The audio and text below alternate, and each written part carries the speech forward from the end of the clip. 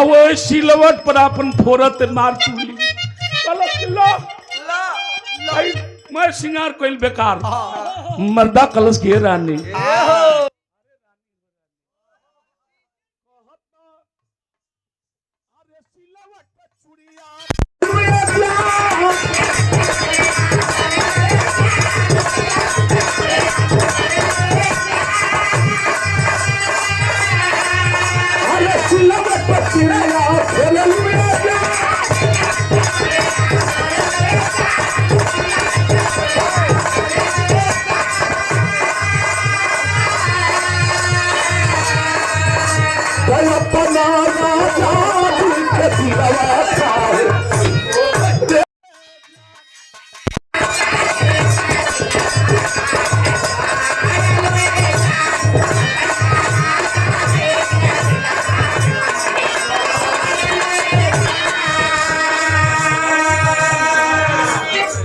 और हमारे सम्मानित आदरणीय श्री मैनेजर राम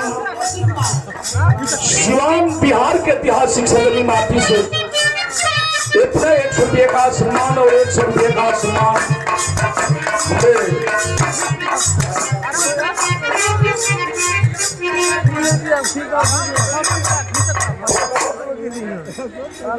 जिला पंचायत वहां देते हो वो लोग से भरोसा टूट जाए तो समझ ले कि राम भरोसा है। बहुत बहुत स्वागत है पुनः बहुत बेकार सम्मान आप सब भाई लोग के ये धरती पर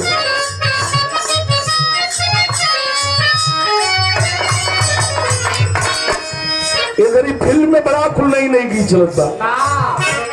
ये धरती पर अगर दिक्कत बा सुनील भाई जसवंत भाई सबसे दिक्कत रामसरे बाबू मरद के बा।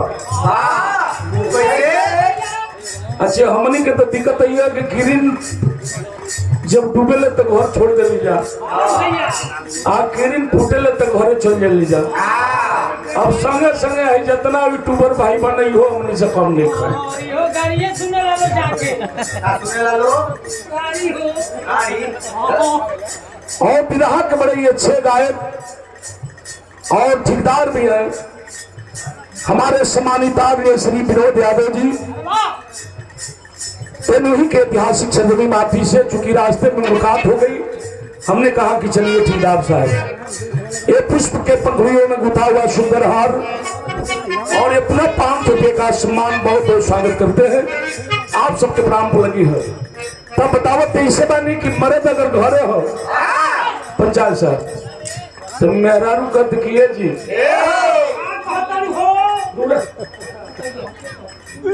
कहिया जाई हाँ तो इसने तू लगत तो बड़े मस्त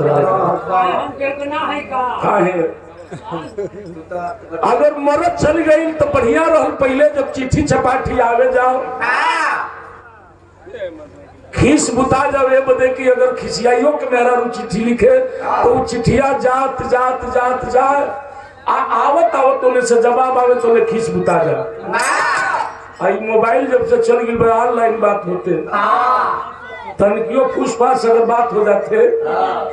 तो जैसे मेरा रुकते कि जल्दी आजा हमारे जीवन दुश्वार हो अपना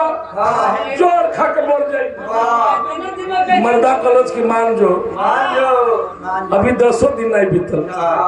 अच्छे मरद प्रदेश बात लेकिन घरे हर ऐसे ही जाड़ा हर ठिठुरन बा 12 बजल जब रात सुनील भाई बड़ा फरका रही है रात भर हमारे हमको ऐसा मत समझिए कोई 333 वोल्टेज का हमारी और उनकी बात रही तो बीच में कोई दाखिल हो भाई हमारी और उनकी बात है आज तब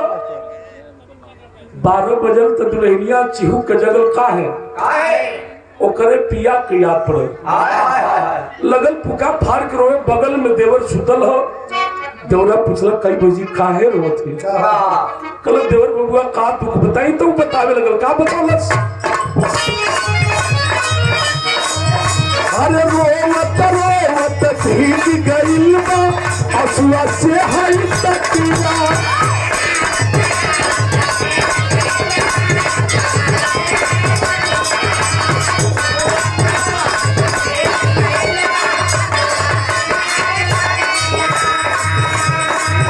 हर के फरियाद में जागत बारू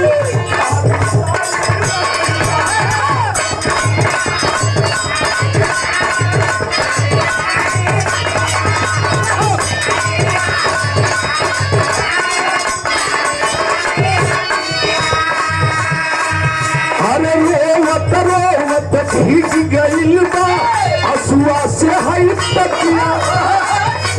अखे करियाद में जागत बारू सारी सारी रतिया कब दुल्हनिया बतावत हो जाके पार देता नहीं जाके